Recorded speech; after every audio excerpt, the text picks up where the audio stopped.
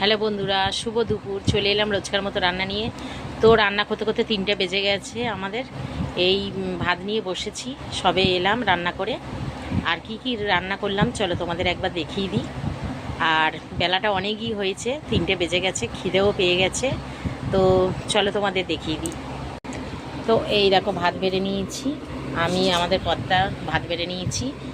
আর এই থালাগুলো হচ্ছে আমার বাপের বাড়ি পুজোতে বেশি হয়েছিল, তাই আমি থালাগুলো নিয়ে চলে এসেছি, যেহেতু থালা মাজতে হবে না।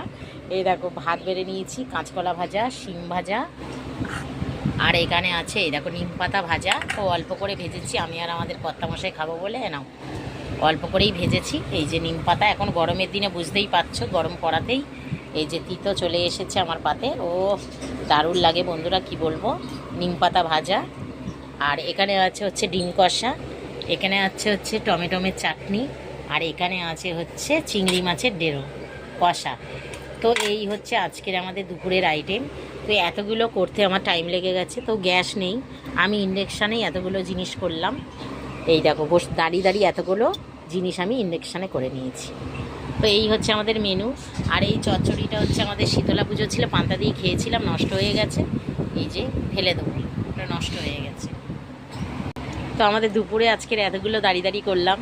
তো গ্যাসটা কখন দেবে, কবে দেবে জানিও না, বলেছি তো কবে দেবে জানি না। তো ততদিনে কষ্ট করে ইন্ডাকশানে করি একটা একটা করে।